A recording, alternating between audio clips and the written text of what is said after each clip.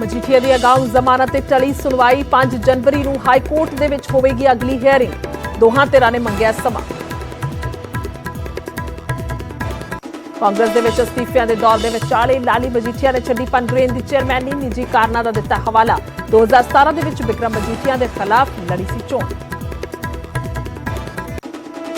ਚੰਡੀਗੜ੍ਹ ਪਹੁੰਚੇ ਕੇਜਰੀਵਾਲ ਨੇ ਬੋਲਿਆ सीएम चन्नी ते हमला, किया चन्नी नूं बस चलाउण दवो, असीं सरकार चला लवांगे। कल चंडीगढ़ दे विच नवीं बसां दी शुरुआत मौके सीएम ने ड्राइविंग दे विच अजमाया सी हथ। थोड़ी देर दे विच चमकौर साहिब पहुंचणगे सीएम चन्नी, रैली दे विच करनगे वड्डे ऐलान। 70,000 तो वध मुलाजमां नूं दे सकदे ने सौगात। सीएम चन्नी नूं नोटिस भेजण तो बाद हुण सिरसा दी सिद्धू नूं चेतावनी, बोले बयान वापस लैण जां लीगल नोटिस लई तैयार रहण। सिद्धू कांग्रेस प्रधान ने कहा सी मजीठिया ते केजरीवाल दे विचाले सिरसा ने करवाया सी समझौता। जम्मू कश्मीर दे विच मुठभेड़ च पंजाब दा जवान शहीद, अतवादियों दे नाल लोहा लैंदियां तरनताਰਨ दे सिपाही जसवीर सिंह ने वारी जान। नौगाम दे विच सुरक्षा बलां ने 3 दहशतगर्दां नूं कीता ढेर। पंजाब दे विच सामने आया ओमिक्रोन दा पहला केस। नवांशहर दे विच स्पेन तो आए शख्स च हुई पुष्टि, पर परिवार दे 2 होर लोग भी कोरोना पॉजिटिव।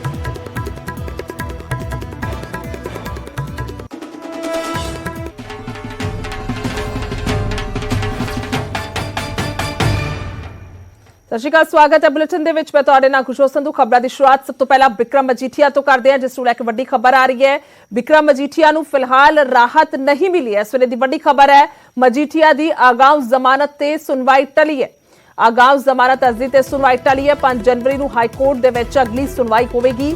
दोहां धਿਰਾਂ ने अदालत तो समा मंगिया सी, जिस तो बाद यह अगली तारीख पा दी गई है। मोहाली कोर्ट मजीठिया दी जमानत रद्द कर चुकी है।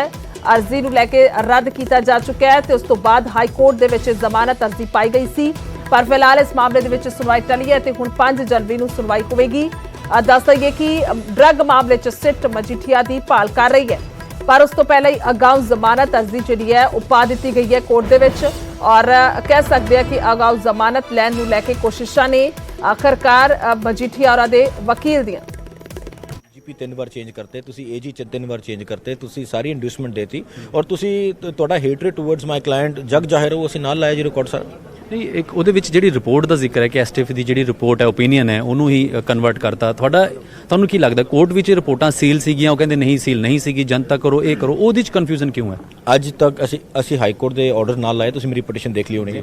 ਅੱਜ ਤੱਕ ਉਹ ਰਿਪੋਰਟ ਸੀਲਡ ਕਵਰ 'ਚ ਪਈ ਹੈ ਔਰ ਸਿਰਫ ਹਾਈ ਕੋਰਟ ਨੇ ਉਹ ਪਰੂਜ਼ ਕੀਤੀ ਸੀ। ਉਹਦੇ ਉੱਤੇ ਕੋਈ ਐਕਸ਼ਨ ਲੈਣਾ ਜਾਂ ਨਾ ਲੈਣਾ ਉਹ ਹਾਈ ਕੋਰਟ ਨੇ ਡਿਸਾਈਡ ਕਰਨਾ ਸੀ ਔਰ ਐਕਸ਼ਨ ਨਹੀਂ ਲਿਆ। ਉਹਦੇ ਬਾਅਦ ਉਹ ਰਿਪੋਰਟ ਨੂੰ ਪੰਜਾਬ ਸਰਕਾਰ ਨੂੰ ਭੇਜਤੀ ਸੀ। ਪੰਜਾਬ ਸਰਕਾਰ ਨੇ ਡੀਜੀਪੀ ਤੇ ਚੀਫ ਸੈਕਟਰੀ ਦੀ ਹੋਮ ਸੈਕਟਰੀ ਦੀ ਕਮੇਟੀ ਬਣਾਈ ਸੀ, ਜੋ ਦੋਨੋਂ ਏਡੀਜੀਪੀ ਤੋਂ ਉੱਤੇ ਨੇ ਜੀ। ਔਰ ਉਹਨਾਂ ਦੀ ਰਿਪੋਰਟ ਜਾਂ ਸੁਪਰਸੀਡ ਕਰ ਗਈ ਹੈ, ਉਹ ਮਰਜ ਕਰ ਗਈ ਹੈ। ਸਾਨੂੰ ਤਾਂ ਉਹਦਾ ਐਕਸੈਸ ਹੈ ਨਹੀਂ। ਔਰ ਜਿਨ੍ਹਾਂ ਨੇ ਇੱਕ ਸੀਲ ਖੋਲੀ ਹੈ ਦੂਜੀ ਸੀਲ ਵੀ ਖੋਲ ਲੈਂਦੇ। ਇਸ ਗੱਲ ਨੂੰ ਕੰਸੀਲ ਕਿਉਂ ਕਰ ਗਏ? ਇਸ ਗੱਲ ਤੇ ਪਰਚਾ ਦਰਜ ਕਰਨ ਵਾਸਤੇ ਇਹਦਾ ਜਵਾਬ ਦੇਣਗੇ ਜੀ ਉਹ। ਇੱਕ ਇਹ ਵੀ ਸਵਾਲ ਉੱਠਦਾ ਨਾ ਕਿ ਜਦੋਂ ਸੀਲਬੰਦ ਰਿਪੋਰਟਾਂ ਖੋਲ ਕੇ ਤੁਸੀਂ FIR ਹੋ ਰਹੀ ਹੈ ਤਾਂ ਆਪਣੀ ਪਟੀਸ਼ਨ ਵਿੱਚ ਤੁਸੀਂ ਪੁਆਇੰਟ ਵੀ ਚੱਕਿਆ ਹੋਣਾ ਕਿ ਕੋਈ ਸੈਪਰੇਟ ਕੋਈ ਇਦਾਂ ਦੀ ਫਿਊਚਰ ਪਲਾਨ ਹੈਗਾ ਕਿ ਆਪਾਂ ਇਹਦੇ ਵਿੱਚ ਕਰਾਂਗੇ? ਦੋਨੋਂ ਦੀ ਸਾਰੇ ਟ੍ਰਾਇਲਸ ਖਤਮ ਹੋ ਗਏ ਸੀ। ਰੀਇਨਵੈਸਟੀਗੇਸ਼ਨ ਦੀ ਪਾਵਰ ਜਿਹੜੀ ਹੈਗੀ ਉਹ ਸੁਪੀਰੀਅਰ ਕੋਰਟ ਦੀ ਪਰਮਿਸ਼ਨ ਤੋਂ ਬਾਅਦ ਹੈ, ਕਿਉਂਕਿ ਇਹ ਡਾਇੰਗ ਡੇਜ਼ ਨੇ। ਕਿਉਂਕਿ ਇੱਕ ਡੀਜੀਪੀ ਨੂੰ ਸਿਰਫ 4 ਦਿਨ ਵਾਸਤੇ ਲਗਾਇਆ ਜਾਂਦਾ ਹੈ, ਉਹ ਸਾਰੀ ਜਿਹੜੇ ਪ੍ਰੋਸੈਸ ਨੂੰ ਉਹ ਨਹੀਂ ਕਰ ਸਕਦੇ ਸੀ, ਟਾਈਮ ਨਹੀਂ ਸੀ ਇਹਨਾਂ ਕੋਲ। ਤਾਂ ਇੱਕ ਡੀਜੀਪੀ ਨੇ ਹਿਸਟਰੀ 'ਚ ਪਹਿਲੀ ਵਾਰ ਇੱਕ ਆਪ ਦਾ ਕੰਪਿਊਟਰ ਵਾਲਾ ਕਮਰਾ ਬਣਾ ਕੇ ਪੁਲਿਸ ਸਟੇਸ਼ਨ ਆਪ ਦੇ ਇੱਕ SHO ਨੂੰ ਡਾਇਰੈਕਸ਼ਨ ਦਿੱਤੀ ਹੈ। ਉਹ ਵਿਚਾਰਾ ਨਹੀਂ ਚੱਲ ਸਕਦਾ ਸੀ, ਉਹਨੇ ਪਰਚਾ ਦੇ ਦਿੱਤਾ ਡਿਸਪਾਈਟ ਦੇ ਕਿ ਬਿਊਰੋ ਆਫ ਇਨਵੈਸਟੀਗੇਸ਼ਨ ਚੀਫ ਜਿਹੜੇ ਹੁਣ ਵੀ ਹੈਗੇ ਉਹਨਾਂ ਨੇ ਕਲੀਅਰ ਕੱਟ 8 ਕੁਐਸਚਨ ਉਸਸੇ ਪੁੱਛੇ ਨੇ, ਜੋ ਸਾਰੇ ਜਨਤਕ ਹੋ ਚੁੱਕੇ ਨੇ ਕਿ ਇਹ ਬਿਲਕੁਲ ਇਲੀਗਲ ਹੈ, ਬਿਲਕੁਲ ਕੰਟੈਂਪਟ ਆਫ ਕੋਰਟ ਹੈ ਔਰ ਇਹ absolute violation of somebody's rights ਹੈ। ਉਹ ਸਾਰਾ ਕੁਝ ਕੋਰਟ ਦੇਖੇਗੀ ਜੀ। ਟਾਈਮ ਅਸਥਾਨਾ ਦੀ ਚਿੱਠੀ ਵੀ ਲੀਕ ਹੋਈ ਸੀ, ਉਹਦੇ ਵਿੱਚ ਵੀ ਜਨਤਕ ਉਹਦੇ ਵਿੱਚ ਵੀ ਹੈਗਾ ਜੀ। ਔਰ ਉਹ ਬਿਲਕੁਲ ਸਾਰਾ ਨੈਕਸਚਰ ਲੱਗਿਆ ਹੋਇਆ ਜੀ ਕਿ ਕਿਵੇਂ ਬਰਾਓ ਬੀਟ ਕੀਤਾ ਜਾ ਰਿਹਾ ਸਿਸਟਮ, ਕਿਵੇਂ ਸਾਰੀ ਜਿਹੜੀ ਰਿਪੋਰਟ ਸੁਪਰਸੀਡ ਕੀਤੀਆਂ ਜਾ ਰਹੀਆਂ। ਅਸਥਾਨਾ ਸਾਹਿਬ ਦੀ ਰਿਪੋਰਟ ਜਿਹੜੇ ਬਾਈਪਾਸ ਕੀਤੀ ਕਮੇਟੀ ਦੀ ਰਿਪੋਰਟ ਵੀ ਬਾਈਪਾਸ ਕਰਤੀ ਔਰ ਇੱਕ ਜੂਨੀਅਰ ਆਫਿਸਰ ਦੀ ਰਿਪੋਰਟ ਨੂੰ ਤੁਸੀਂ ਬਣਾ ਕੇ FIR ਦਰਜ ਕਰਤੀ, ਨਵਾਂ AG ਅਪਾਇੰਟ ਕਰਕੇ ਉਸ ਤੋਂ ਨਵੀਂ ਓਪੀਨੀਅਨ ਲੈ ਲਈ, ਜਦ ਪੁਰਾਣੇ AG ਨੇ ਕਿਹਾ ਜੀ ਕੁਝ ਨਹੀਂ ਹੋ ਸਕਦਾ। ਇਹ ਸਾਰੀ ਗੱਲਾਂ ਜਗ ਜ਼ਾਹਿਰ ਨੇ ਜੀ। ਇਹਨੂੰ ਫਿਜ਼ੀਕਲ ਹੈ ਜਾਂ ਹੁਣ 5 ਤਰੀਕ ਹੈ ਜੀ। ਹੁਣ ਇਹ ਕੋਰਟ ਵਿਲ ਡਿਸਾਈਡ ਜੀ। ਯੂਜੂਅਲੀ ਜਿਹੜਾ ਓਪਨਿੰਗ ਸੀਗੀ ਉਹ ਹਾਈਬ੍ਰਿਡ ਚੱਲ ਰਿਹਾ ਸੀ। We will no in time ਜੀ, ਹਾਲੇ ਕੁਝ ਨਹੀਂ ਕਹਿ ਸਕਦੇ। ਬਹੁਤ ਬਹੁਤ ਸ਼ੁਕਰੀਆ, ਥੈਂਕ ਯੂ। ਤਾਂ ਇਸ ਸਨ ਦਮਨਵੀਰ ਸੋਪਤੀ ਐਡਵੋਕੇਟ ਬਿਕਰਮਜੀਤ ਸਿੰਘ ਮਜੀਠੀਆ ਦੇ। ਤਾਂ ਸਾਫ਼ ਕਹਿਣਾ ਹੈ ਕਿ ਉਹੀ ਸਾਡੀ ਮੰਗ ਹੈ, ਉਹੀ ਸਾਡੀ ਪਟੀਸ਼ਨ ਹੈ ਕਿ ਜਿਹੜੀ ਮੰਗ ਕੀਤੀ ਸੀ ਪੋਲੀਟੀਕਲ ਵੈਂਡੇਟਾ ਸਾਜ਼ਿਸ਼ ਰਚੀ ਜਾ ਰਹੀ ਹੈ ਬਿਕਰਮਜੀਤ ਸਿੰਘ ਮਜੀਠੀਆ ਦੇ ਖਿਲਾਫ।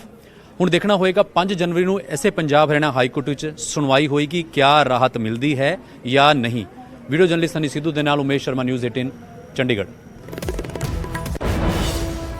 ਵਿਕਰਮ ਮਜੀਠੀਆ ਹੋਰਾਂ ਨੂੰ ਲੈ ਕੇ ਫਿਲਹਾਲ ਕੋਈ ਰਾਹਤ ਮਿਲਦੀ ਨਜ਼ਰ ਨਹੀਂ ਆਈ ਹੈ, ਪਰ ਗੱਲ ਕੀਤੀ ਜਾਵੇ ਤਾਂ ਕਿਹੜੀਆਂ ਦਲੀਲਾਂ ਜਿਹੜੀਆਂ ਨੇ ਇਸ ਪਟੀਸ਼ਨ ਦੇ ਵਿੱਚ ਪਾਈਆਂ ਗਈਆਂ ਨੇ, ਅਗਾਊਂ ਜ਼ਮਾਨਤ ਅਰਜ਼ੀ ਦੇ ਵਿੱਚ ਪਾਈਆਂ ਗਈਆਂ ਨੇ, ਉਹ ਵਕੀਲ ਜਿਹੜੇ ਨੇ ਦੱਸਦੇ ਹੋਏ ਨਜ਼ਰ ਆਏ ਸੀ ਕਿ ਕਿਵੇਂ ਏਜੀ ਦੀ ਬਦਲੀ ਹੋਈ ਹੈ। ਸਾਰਾ ਕੁਝ ਇਸ ਦੇ ਵਿੱਚ ਜ਼ਿਕਰ ਕੀਤਾ ਗਿਆ, ਸਥਾਨਾਂ ਦੀ ਰਿਪੋਰਟ ਲੀਕ ਹੋਈ, ਉਸ ਦਾ ਜ਼ਿਕਰ ਕੀਤਾ ਗਿਆ। ਸੋ ਫਿਲਹਾਲ ਮਜੀਠੀਆ ਦੀ ਅਗਾਊਂ ਜ਼ਮਾਨਤ ਜਿਹੜੀ ਸੁਣਵਾਈ ਹੈ ਉਹ ਟਲ ਗਈ ਹੈ। ਅਗਲੀ ਸੁਣਵਾਈ ਹੋਏਗੀ ਔਰ 5 ਜਨਵਰੀ ਦਾ ਸਮਾਂ ਹੈ ਔਰ ਦੋਵੇਂ ਤਰ੍ਹਾਂ ਨੇ ਅਦਾਲਤ ਤੋਂ ਜਿਹੜਾ ਉਹ ਸਮਾਂ ਮੰਗਿਆ ਸੀ।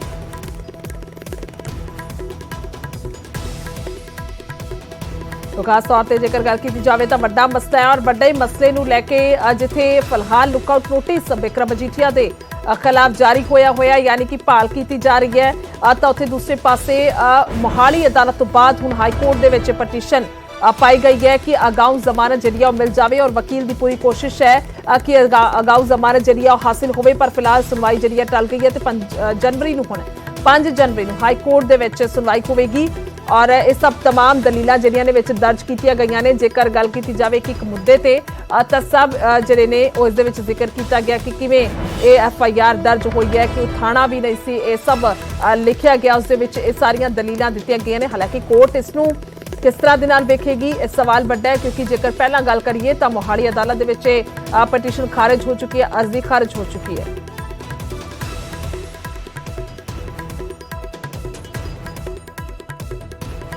ਵਿਕਰਮਜੀਤ ਸਿੰਘ ਮਜੀਠੀਆ ਦੀ ਬੇਲ ਐਪਲੀਕੇਸ਼ਨ ਤੇ ਪੰਜਾਬ ਹਰਿਆਣਾ ਹਾਈ ਕੋਰਟ ਵਿੱਚ ਸੁਣਵਾਈ ਹੋਣੀ ਸੀ, ਲੇਕਿਨ ਹੁਣ ਸੁਣਵਾਈ 5 ਜਨਵਰੀ ਨੂੰ ਹੋਏਗੀ। ਕੀ ਕਾਰਨ ਰਹੇ? ਸਾਡੇ ਨਾਲ ਉਹਨਾਂ ਦੇ ਐਡਵੋਕੇਟ ਦਮਨਵੀਰ ਸੋਪਤੀ ਮੌਜੂਦ ਨੇ। ਸੋਪਤੀ ਜੀ, ਸੁਣਵਾਈ ਜਿਹੜੀ ਹੈ ਹੁਣ 5 ਨੂੰ ਚਲੀ ਗਈ, ਕੀ ਰੀਜ਼ਨ ਰਹੇ ਨੇ? ਸਾਡੀ ਰਿਕੁਐਸਟ ਸੀ ਕਿਉਂਕਿ ਫਿਜ਼ੀਕਲ ਹੀਅਰਿੰਗ ਹੋ ਰਹੀ ਹੈ ਸਿਰਫ ਇਸ ਵੇਲੇ ਹਾਈ ਕੋਰਟ 'ਚ, ਵਕੇਸ਼ਨ ਨੇ 4 ਤਰੀਕ ਤੱਕ, ਔਰ ਜੋ ਸੁਪਰੀਮ ਕੋਰਟ ਤੋਂ ਸਾਡੇ ਸੀਨੀਅਰ ਐਡਵੋਕੇਟ ਸੀ ਉਹ ਅਵੇਲੇਬਲ ਨਹੀਂ ਸੀਗੇ ਅੱਜ। ਸਾਡੀ ਰਿਕੁਐਸਟ ਸੀ ਔਰ ਉਹ ਮਨਜ਼ੂਰ ਹੋ ਗਈ 5 ਤਰੀਕ ਵਾਸਤੇ। ਤੇ ਚਿਦੰਬਰਮ ਕਹਿ ਰਹੇ ਸੀ ਪੰਜਾਬ ਸਰਕਾਰ ਵੱਲੋਂ ਆਉਣਾ ਸੀਗਾ, ਅੱਜ ਕੋਰਟ 'ਚ ਤਾਂ ਆਏ ਨਹੀਂ ਜੀ, ਮੈਨੂੰ ਪਤਾ ਨਹੀਂ ਉਹ ਆ ਰਹੇ ਨਹੀਂ ਆ ਰਹੇ, ਮੀਡੀਆ 'ਚ ਜ਼ਰੂਰ ਸੁਣਿਆ ਕਿ ਉਹ ਆ ਰਹੇ ਨੇ ਜੀ। ਤੁਹਾਡੀ ਜਿਹੜੀ ਪਟੀਸ਼ਨ ਆਪਾਂ ਚਾਹੇ ਮੋਹਾਲੀ ਕੋਰਟ ਵਿੱਚ ਪੜ੍ਹੀ ਹੋਏ ਜਾਂ ਇੱਥੇ ਵੀ ਸੇਮ ਗਰਾਊਂਡ ਹੈ ਕਿ ਪੋਲੀਟੀਕਲ ਵੈਂਡੇਟਾ ਤੇ ਸੁਖਜਿੰਦਰ ਰੰਧਾਵਾ ਉਹਨਾਂ ਦਾ ਬਿਆਨ, ਨਵਜੋਤ ਸਿੱਧੂ ਉਹਨਾਂ ਦਾ ਬਿਆਨ, ਇੱਥੇ ਵੀ ਮੇਨ ਕਰਕਸ ਉਹੀ ਹੈ। ਮੁੱਦਾ ਹੀ ਇਹ ਪੋਲੀਟੀਕਲ ਵੈਂਡੇਟਾ ਹੈ ਜੀ।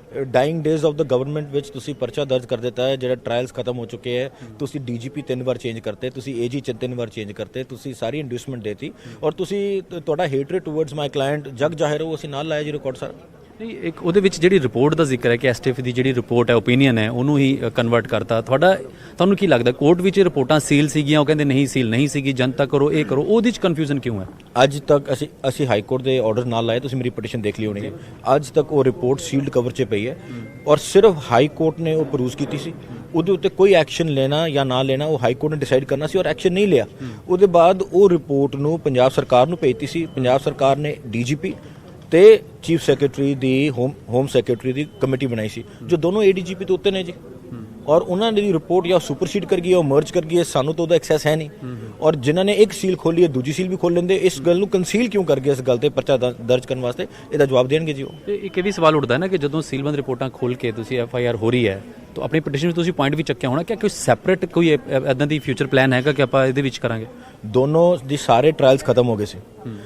ਰੀਇਨਵੈਸਟੀਗੇਸ਼ਨ ਦੀ ਪਾਵਰ ਜਿਹੜੀ ਹੈਗੀ ਉਹ ਸੁਪੀਰੀਅਰ ਕੋਰਟ ਦੀ ਪਰਮਿਸ਼ਨ ਤੋਂ ਬਾਅਦ ਹੈ, ਕਿਉਂਕਿ ਇਹ ਡਾਈਂਗ ਡੇਜ਼ ਨੇ, ਕਿਉਂਕਿ ਇੱਕ DGP ਨੂੰ ਸਿਰਫ 4 ਦਿਨ ਵਾਸਤੇ ਲਗਾਇਆ ਜਾਂਦਾ ਹੈ। ਉਹ ਸਾਰੀ ਜਿਹੜੇ ਪ੍ਰੋਸੈਸ ਨੂੰ ਉਹ ਨਹੀਂ ਕਰ ਸਕਦੇ ਸੀ, ਟਾਈਮ ਨਹੀਂ ਸੀ ਇਹਨਾਂ ਕੋਲ। ਤਾਂ ਇੱਕ DGP ਨੇ ਹਿਸਟਰੀ 'ਚ ਪਹਿਲੀ ਵਾਰ ਇੱਕ ਆਪ ਦਾ ਕੰਪਿਊਟਰ ਵਾਲਾ ਕਮਰਾ ਬਣਾ ਕੇ ਪੁਲਿਸ ਸਟੇਸ਼ਨ ਆਪ ਦੇ ਇੱਕ SHO ਨੂੰ ਡਾਇਰੈਕਸ਼ਨ ਦਿੱਤੀ ਹੈ। ਉਹ ਵਿਚਾਰਾ ਨਹੀਂ ਚੱਲ ਸਕਦਾ ਸੀ, ਉਹਨੇ ਪਰਚਾ ਦੇਤਾ ਡਿਸਪਾਈਟ ਇਹਦੇ ਕਿ ਬਿਊਰੋ ਆਫ ਇਨਵੈਸਟੀਗੇਸ਼ਨ ਚੀਫ ਜਿਹੜੇ ਹੁਣ ਵੀ ਹੈਗੇ, ਉਹਨਾਂ ਨੇ ਕਲੀਅਰ ਕੱਟ 8 ਕੁਐਸਚਨ ਉਸਸੇ ਪੁੱਛੇ ਨੇ, ਜੋ ਸਾਰੇ ਜਨਤਕ ਹੋ ਚੁੱਕੇ ਨੇ ਕਿ ਇਹ ਬਿਲਕੁਲ ਇਲੀਗਲ ਹੈ, ਬਿਲਕੁਲ ਕੰਟੈਂਪਟ ਆਫ ਕੋਰਟ ਹੈ ਔਰ ਇਹ absolute violation of somebody's rights ਹੈ। ਉਹ ਸਾਰਾ ਕੁਝ ਕੋਰਟ ਦੇਖੇਗੀ ਜੀ ਟਾਈਮ ਸਿਰ। ਅਸਥਾਨਾ ਦੀ ਚਿੱਠੀ ਵੀ ਲੀਕ ਹੋਈ ਸੀ, ਉਹਦੇ ਵਿੱਚ ਵੀ ਜਨਤਕ ਉਹਦੇ ਵਿੱਚ ਵੀ ਹੈਗੇ ਜੀ, ਔਰ ਉਹ ਬਿਲਕੁਲ ਸਾਰਾ ਨੈਕਸਚਰ ਲੱਗਿਆ ਹੋਇਆ ਜੀ ਕਿ ਕਿਵੇਂ ਬਰਾਓ ਬੀਟ ਕੀਤਾ ਜਾ ਰਿਹਾ ਸਿਸਟਮ, ਕਿਵੇਂ ਸਾਰੀ ਜਿਹੜੀ ਰਿਪੋਰਟਸ ਨੇ ਸੁਪਰਸੀਡ ਕੀਤੀਆਂ ਜਾ ਰਹੀਆਂ।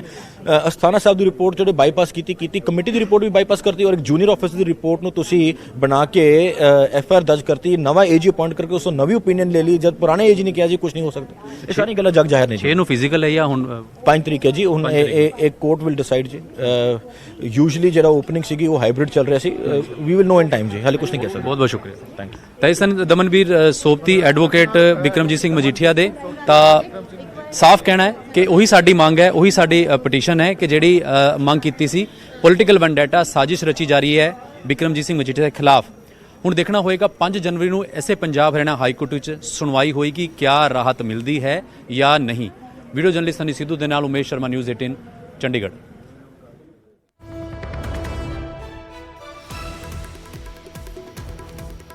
ਬਿਕਰਮ ਮਜੀਠੀਆ ਨੂੰ ਫਿਲਹਾਲ ਕੋਈ ਰਾਹਤ ਮਿਲਦੀ ਹੋਈ ਨਜ਼ਰ ਨਹੀਂ ਆਈ ਹੈ ਔਰ ਉਹਨਾਂ ਦੇ ਵਕੀਲ ਕਹਿ ਰਹੇ ਨੇ ਕਿ ਉਹਨਾਂ ਦੇ ਵੱਲੋਂ ਜਾਣਬੁੱਝ ਕੇ ਇਸ ਸੁਣਵਾਈ ਟਾਲਣ ਨੂੰ ਲੈ ਕੇ ਰਿਕੁਐਸਟ ਕੀਤੀ ਗਈ ਸੀ।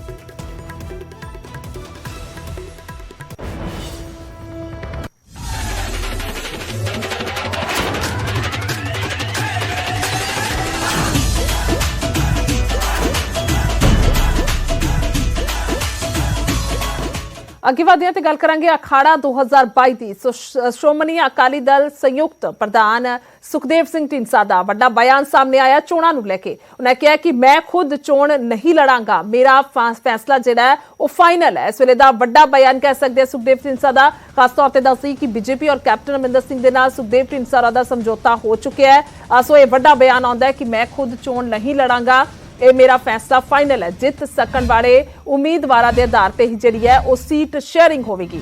ਸੀਟ ਸ਼ੇਅਰਿੰਗ ਨੂੰ ਲੈ ਕੇ ਦੱਸਦੀ ਕਿ ਕਮੇਟੀ ਜਿਹੜੀ ਹੈ ਉਹ ਬਣਾ ਦਿੱਤੀ ਗਈ ਹੈ। ਦੋ ਮੈਂਬਰ ਹਰ ਇੱਕ ਪਾਰਟੀ ਤੋਂ ਜਿਹੜੇ ਨੇ ਉਹ ਲੈ ਲਏ ਗਏ ਨੇ। ਕਿਸ ਧੜੇ ਨੂੰ ਕਿੰਨੀਆਂ ਸੀਟਾਂ ਜਿਹੜੀਆਂ ਨੇ ਆਉਣੀਆਂ ਨੇ ਇਸ ਨੂੰ ਲੈ ਕੇ ਫਿਲਹਾਲ ਤੈਅ ਨਹੀਂ ਹੈ ਔਰ ਸਾਡਾ ਸਮਝੌਤਾ ਸਿਰਫ ਬੀਜੇਪੀ ਅਤੇ ਕੈਪਟਨ ਅਮਰਿੰਦਰ ਸਿੰਘ ਦੇ ਨਾਲ ਹੈ।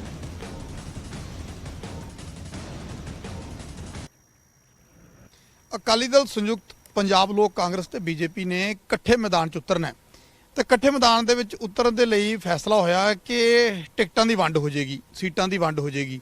ਉਹਦੇ ਲਈ ਇੱਕ ਕੋਆਰਡੀਨੇਸ਼ਨ ਕਮੇਟੀ ਵੀ ਬਣਾ ਦਿੱਤੀ ਗਈ ਹੈ।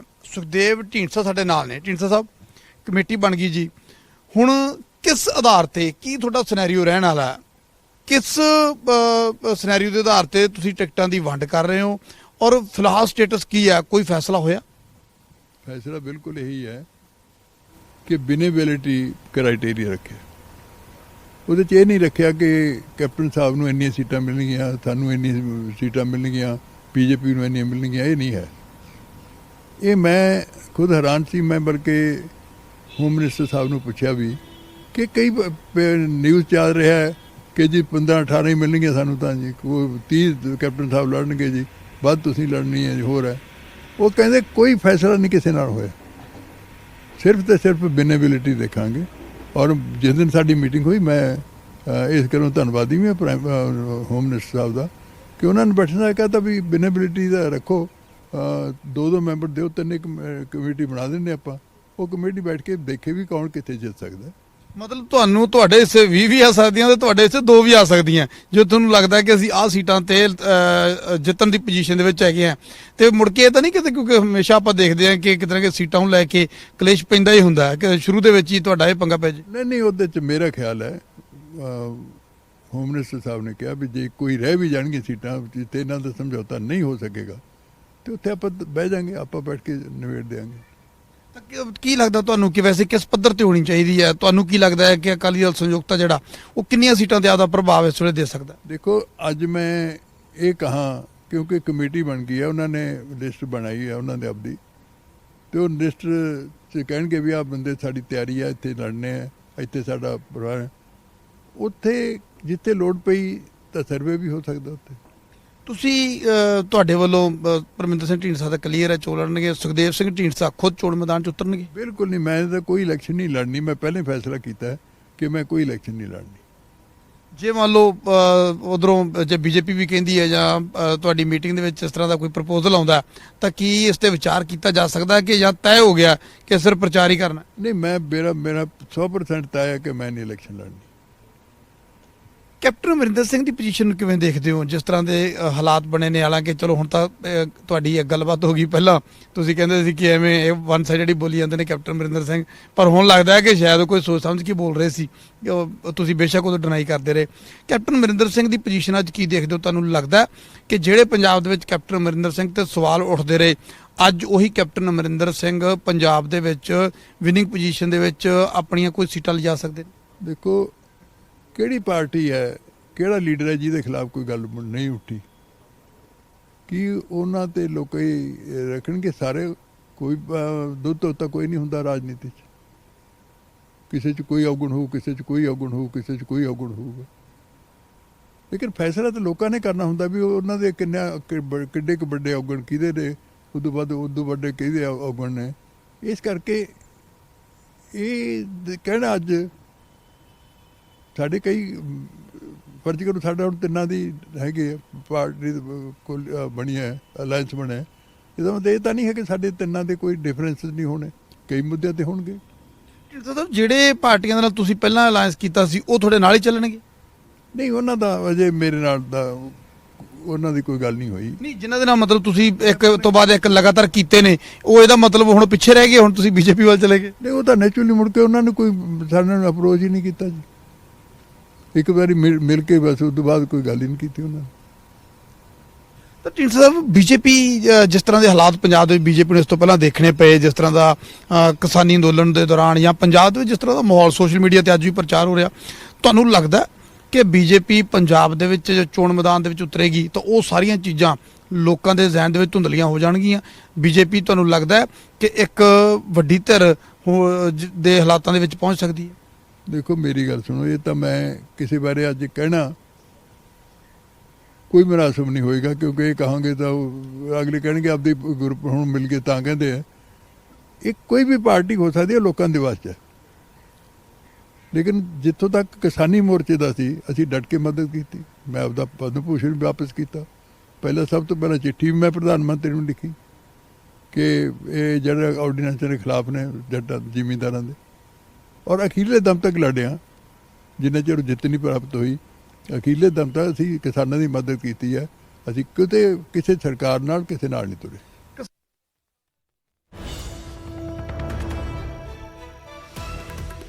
ਬਿਆਨ ਜਿਹੜਾ ਦਿੱਤਾ ਗਿਆ ਔਰ ਖਾਸ ਤੌਰ ਤੇ ਸੁਖਦੇਵ ਢੀਂਡਸਾ ਦਾ ਕਹਿਣਾ ਹੈ ਕਿ ਉਹ ਚੋਣ ਨਹੀਂ ਲੜਨਗੇ ਤੇ ਅਜੇ ਪਾਰਟੀ ਜਿਹੜੀ ਹੈ ਆਪਣੇ ਪੱਧਰ ਤੇ ਕਮੇਟੀ ਫੈਸਲਾ ਕਰੇਗੀ। ਔਰ ਇਸੇ ਤਰ੍ਹਾਂ ਦੇ ਨਾਲ ਖਬਰਾਂ ਚੱਲਦੀਆਂ ਰਹਿਣਗੀਆਂ। ਇੱਕ ਛੋਟਾ ਜਿਹਾ ਬ੍ਰੇਕ ਲੈਂਦੇ ਹਾਂ।